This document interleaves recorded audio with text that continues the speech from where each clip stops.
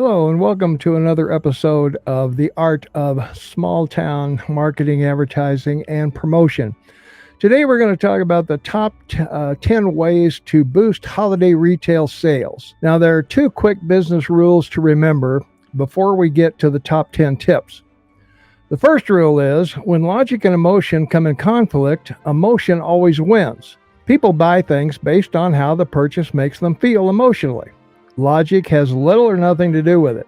If you don't believe me, please tell me where I can order a can of dead mouse cat food.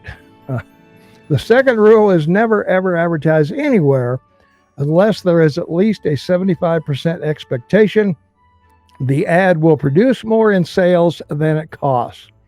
Advertising must always pay for itself. It can never be an expense. It must pay for itself. So here are my top 10 proven tips to increase store traffic for a more profitable holiday selling season. Tip number 1, start using bag stuffers before Thanksgiving. And if you have someone in your store who can wrap gifts, then one thing to offer in your bag stuffer is free holiday gift wrapping. Another is to alert customers to your holiday hours and coupon specials that will be on your website and social media. And I'll share more on that topic in a later tip. Tip number 2, employees must give a verbal greeting to every customer who enters your business. It's common courtesy and often unexpected. It shows a comfortable, warming atmosphere to relax the customers. And what do customers have in their hands when they come into your store? Their shopping bags may alert you to the types of stores they've already visited, and this is your chance to steal them to your business. Tip number 3, call customers by name as soon as you know it. If customers need help, then introduce yourself, get their names. It makes the sales process more personal. Dale Carnegie says the sweetest sound to any person is the sound of their own name. Get it and use it, and your sales will increase. Tip number 4, use social media to create interest ahead of time. It's free. Remember, good customer service has nothing whatever to do with the customer. Let me repeat that. Customer service has nothing to do with the customer. When you go to McDonald's, do they have tablecloths and fine china? Wouldn't that be good service? McDonald's, Wendy's, and Burger King advertising taught us how to use their service, not the other way around, and what to expect before ever going in there. So create emotion in your marketing and advertising and prepare customers what to expect when they shop at your business before they ever darken your door. Put videos of your store online and use customer testimonials whenever possible. Show customers the benefits of shopping at your business. Include bios and pictures of your salespeople on your website. It reduces the buying from a stranger gap. Oh, you're Mary. I remember seeing you on the website. If you sell online, can you offer free shipping or free delivery over a certain dollar amount to local customers? Tip number 5, arrange your floor plan to allow for more traffic in the aisles for the increased sales and smoother customer flow. All sales indents out of the traffic flow so your salespeople and customers can talk about their ideas without blocking the aisles. Customers will leave if the atmosphere is too congested to move about freely. You may have to order more than you normally would due to supply chain shortages. Watch your profit margins. More on that in the next tip. Use store signage to display deals for mom, deals for dad. If you have letters or cards of appreciation from customers, frame them and place them around your store. These will reinforce confidence in your business and employee confidence in the customer's mind. Picture frames at discount stores are a couple of bucks. They will attract attention and they will be read. If you're finding these tips helpful, then stick around because tips 6 and 10 are critical to saving your holiday profits. While you're here, though, why not subscribe to our podcast here? Subscribe, ring the notification bell, like us, leave a comment. What would you like for us to cover in future broadcasts on here? What are your challenges? You can leave a comment in the comments below on YouTube or why not just email me? My email is in the description below. So if you have a private challenge you need and don't want to make it public, I'll be happy to help you with that as well. So yeah, subscribe, ring the notification bell, and you'll never miss another podcast. So let's move on now. Let's go to number 6. Tips number 6, create package deals to reduce competition and increase margin. Items sold in packages make price comparison much more difficult for customers. For example, a camera needs extra storage cards, a tripod, carrying case, extra lenses, batteries, a strap. It's the Ginsu knives idea. Buy 4 knives for $39.95, get several extra knives free. Now, many add-ons have higher profit margins. That can help reduce the impact of a reduced sale price. Now, if you're a small retailer, keep this in mind. If you have a 20% off sale and a 30% profit margin, you'll have to sell twice as much of the same product to make the same money as if you didn't have a sale at all. Now, that can be bad for a small retailer, so keep profit margins under control. If you have a loss leader, a product you're selling below what it costs you to bring it in, to drive store traffic, make sure there's a superior product nearby. Don't bait and switch. You must show, tell, and offer to sell the lower priced item. If the customer asks why its price is so low, that frees you up to talk about all the benefits the superior product has that are missing in the lesser product. That's not a bait and switch. They can still buy the lower priced item. You can't run out of the sale item. If you do, you must substitute a similar item.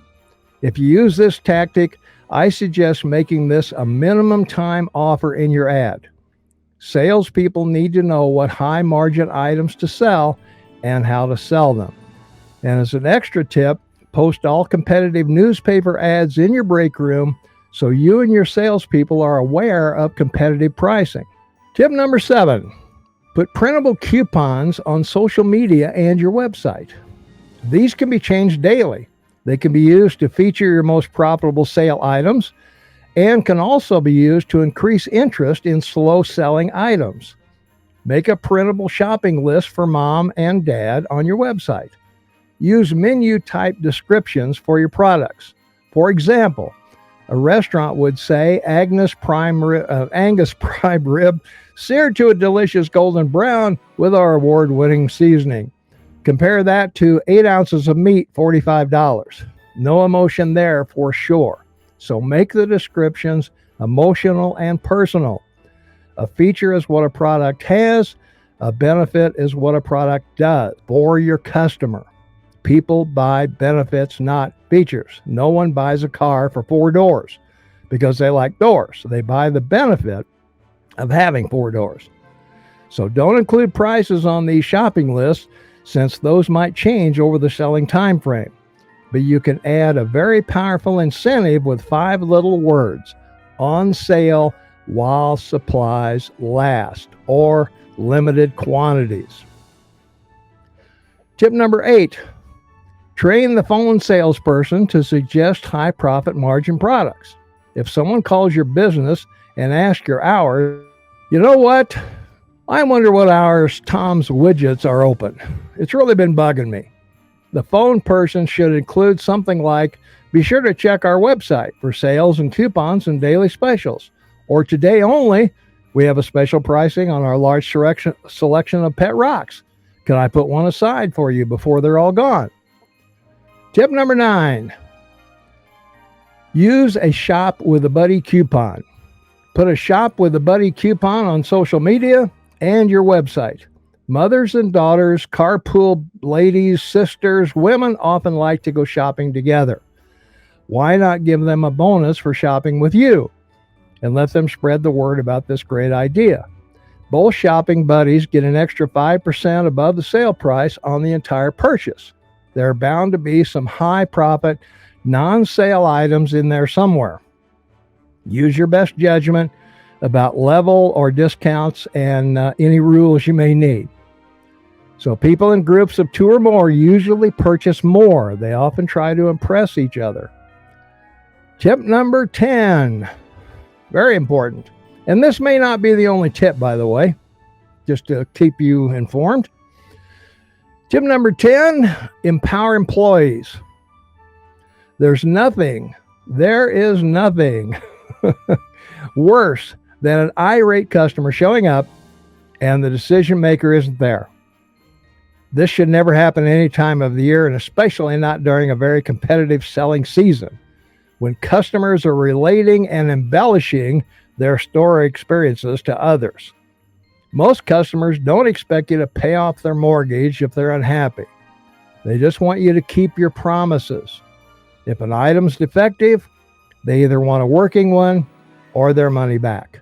Every salesperson should have the power to make those kinds of things happen in order to satisfy the customer, if the owner manager is there or not. Every retailer's job is to make this customer a customer for life, not just on holidays. Your salesperson should not be a salesman. They should be the customer's assistant buyer. Salespeople are like doctors. Tell me the symptoms and I'll relieve your pain with the right product. The customer should be doing 80% of the talking about what they need or want, and the assistant buyer 20%. The person asking the questions is always in control of any conversation. The assistant buyer's job is helping the customer select the right product to ease their emotional pain. Buying something is emotional, not logical. Do I buy a 1-inch drill bit to put on my mantle and show off to my friends? No, I buy a 1-inch drill bit because I need a 1-inch hole. I need the benefit the drill bit will provide me. And tip number 11, always give customers more than they expect. And I don't mean wow them or knock their socks off service. If you do that, how are you going to wow them the next time and the time after that? Give your customers what they don't expect. They don't expect to be greeted when entering. They don't expect to be called by name. In short, they don't always get common everyday courtesy. So give them what they don't expect. You expected 10 tips?